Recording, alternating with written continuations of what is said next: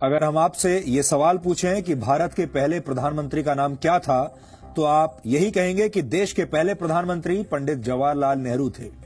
भारत के छोटे से छोटे स्कूल और बड़ी से बड़ी यूनिवर्सिटी के छात्र यही जवाब देंगे, क्योंकि बचपन से ही भारत में स्कूल की किताबों में यही इतिहास पढ़ाया गया है। आपकी कोई गलती नहीं है, लेकिन ये बात पूरी तरह सच नहीं है।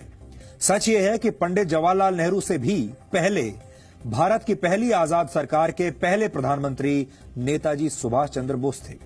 शायद आपको इस बात पर यकीन नहीं होगा, लेकिन इसमें आपकी कोई गलती नहीं है।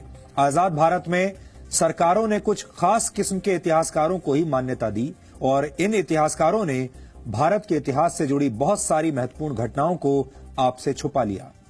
नेताजी सुभाष चंद्र बोस भारत की पहली आजाद सरकार के प्रधानमंत्री, विदेश मंत्री और रक्षा मंत्री थे, लेकिन यह बात कभी भी आपको बताई नहीं गई, न ही आपको पढ़ाई गई। भारत सरकार ने आज एक बहुत बड़ा फैसला लिया है। इसी महीने 21 अक्टूबर को भारत की पहली आजाद सरकार की 75वीं वर्षगांठ मनाई जाएगी। इस सरकार को आजाद हिंद सरकार कहा जाता है। यह सरकार 21 अक्टूबर 1943 को बनी थी, और इसका अर्थ यह हुआ कि भारत की मौजूदा सरकार ने सुभाष चंद्र बोस द्वारा स्थापित आजाद हिंद सरकार को मान्यता दे दी है। इस मौके पर प्रधानमंत्री नरेंद्र मोदी लाल किले का दौरा करेंगे और वहां आजाद हिंद फौज संग्रहालय का उद्घाटन करेंगे। इसके अलावा इसी वर्ष 30 दिसंबर को प्रधानमंत्री मोदी अंडमान निकोबार जाएंगे, क्योंकि करीब 75 वर्ष पहले 30 दिसंबर 1943 को ही अंडमान निकोबार में पहली बार सुभाष चंद्र बोस ने तिरंगा फहराया था। ये तिरंगा आजाद हिंद फौज का था, और ये भारतीय जमीन पर आजादी की पहली निशानी थी। मौजूदा सरकार ऐसा क्यों कर रही है, इसके पीछे की राजनीति क्या है, ये सब कुछ तो आपने दिन भर न्यूज चैनलों पर होने वाली डिबेट्स में सुन लिया होगा। लेकिन कोई ये बात नहीं कर रहा कि नेताजी सुभाष चंद्र बोस के योगदान को हमारे देश में कमतर क्यों माना गया। आजाद हिंद फौज और आजाद हिंद सरकार जैसी उपलब्धियों को किनारे क्यों लगा दिया गया। ये सवाल आज गहरे विश्लेषण की मांग कर रहे हैं। अगर किसी परीक्षा में यह सवाल पूछ लिया जाए कि भारत की पहली आजाद सरकार के प्रधानमंत्री का नाम क्या था, और आप उसके जवाब में नेताजी सुभाष चंद्र बोस का नाम लिख दें, तो आपके सारे नंबर कट जाएंगे, क्योंकि ये जवाब गलत माना जाएगा। और यही इस देश का सबसे बड़ा दुर्भाग्य है। आजाद भारत के पहले प्रधानमंत्री जवाहरलाल नेहरू थे, लेकिन भारत की पहली आजाद सरकार के प्रधानमंत्री नेताजी सुभाष चंद्र बोस थे। ये फर्क आपको हमेशा याद रखना चाहिए, और सुभाष चंद्र बोस को हमेशा उनके हिस्से का सम्मान देना चाहिए। ये मिलना ही चाहिए। भारत की पहली आजाद सरकार की स्थापना और उसकी घोषणा सुभाष चंद्र बोस ने 21 अक्टूबर 1943 को की थी। इस घोषणा के तुरंत बाद 23 अक्टूबर 1943 को आजाद हिंद सरकार दूसरे विश्व युद्ध के मैदान में उतर गई थी। आजाद हिंद सरकार के प्रधानमंत्री नेताजी सुभाष चंद्र बोस ने ब्रिटेन और अमेरिका के खिलाफ युद्ध का ऐलान कर दिया था। उस वक्त 9 देशों की सरकारों ने सुभाष चंद्र बोस की सरकार को अपनी मान्यता दी थी। जापान ने 30 अक्टूबर 1943 को आजाद हिंद सरकार को मान्यता दी। उसके बाद जर्मनी, फिलीपींस, थाईलैंड, मंचूरिया और क्रोएशिया ने भी आजाद हिंद सरकार को अपनी मान्यता दे दी। आजाद हिंद सरकार ने जापान सरकार के साथ मिलकर म्यांमार के रास्ते पूर्वोत्तर भारत में प्रवेश करने की योजना बनाई थी। सुभाष चंद्र बोस ने बर्मा की राजधानी रंगून को अपना हेडक्वार्टर बनाया, और तब वहां जापान का कब्जा हुआ करता था।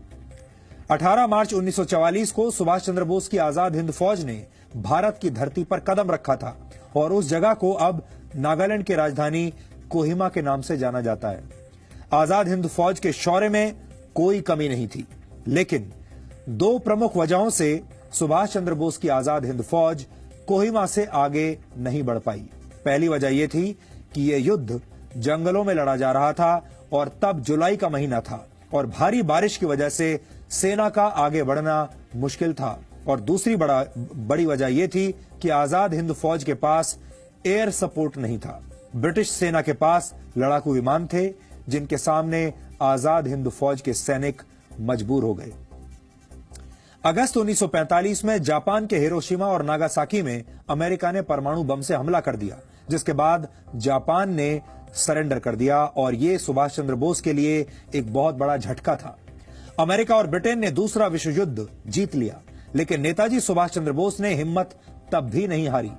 नेताजी आजादी के नए मिशन पर निकले थे, लेकिन यह कहा जाता है कि 18 अगस्त 1945 को ताइवान में हुए एक विमान हादसे में उनकी मृत्यु हो गई। हालांकि उनकी मृत्यु आज भी एक रहस्य है।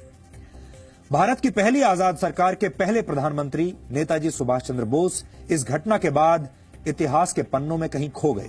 यहां आजाद हिंद सरकार के बारे में भी आपको कुछ बातें जरूर जाननी चाहिए। सुभाष चंद्र बोस आजाद हिंद सरकार के पहले प्रधानमंत्री, रक्षा मंत्री और विदेश मंत्री थे। Lieutenant colonel A.C. Chatterjee Azad Hind सरकार के वित्त मंत्री थे। S.A. अय्यर आजाद हिंद सरकार के प्रचार मंत्री थे। रास बिहारी बोस को आजाद हिंद सरकार का सलाहकार बनाया गया था और इस सरकार की स्थापना करते वक्त नेताजी सुभाष चंद्र बोस ने यह शपथ ली थी कि ईश्वर के नाम पर मैं ये पवित्र शपथ लेता हूं कि भारत और उसके 38 करोड़ लोगों को आजाद करवाऊंगा। ये उनकी शपथ थी। आजाद हिंद सरकार ने यह तय किया था कि तिरंगा झंडा भारत का राष्ट्रीय ध्वज होगा। विश्व प्रसिद्ध साहित्यकार रविंद्रनाथ टैगोर का जन गण मन भारत का राष्ट्रगान होगा और लोग एक दूसरे से अभिवादन के लिए जय हिंद का प्रयोग करेंगे। नेताजी सुभाष चंद्र बोस की कथित मृत्यु के बाद भी ब्रिटेन और अमेरिका की खुफिया एजेंसियां पूरी दुनिया में उनकी तलाश करती रहीं। ये वो दौर था जब अहिंसा के पुजारियों पर लाठियां बरसाना अंग्रेजों का बहुत प्रिय शौक था, लेकिन सुभाष चंद्र बोस ने खून का बदला खून से लेने की नीति पर काम किया। ये सुभाष चंद्र बोस द्वारा छेड़ा गया रक्त रंजित संग्राम था, जिसमें अंग्रेजों की सेना के 45,000 से ज्यादा सैनिकों की मौत हुई थी। बर्मा की जंग में अंग्रेजों की सेना सुभाष चंद्र बोस के चक्रव्यूह में इस तरह फंसी कि ब्रिटिश सेना के 10,000 से ज्यादा सैनिक बीमारियों का शिकार हो गए थे। इस लड़ाई में अमेरिका की सेना के भी 3,000 से ज्यादा सैनिकों की मौत हुई थी और यही वजह है कि ब्रिटेन और अमेरिका की खुफिया एजेंसियां मिलकर सुभाष चंद्र बोस को किसी भी तरह से ढूंढकर सजा देना चाहती थी। अंग्रेजों ने उन पर हजारों अंग्रेज सैनिकों की हत्या के आरोप लगाए, लेकिन ये आरोप सुभाष चंद्र बोस के लिए किसी मेडल से कम नहीं थे। भारत में लाखों लोगों की हत्या करने वाले अंग्रेजों को सुभाष चंद्र बोस ने यह बता दिया था कि अहिंसा और शांति भारत की कमजोरी नहीं, भारत को हथियारों से जवाब देना भी उतना ही अच्छी तरीके से आता है।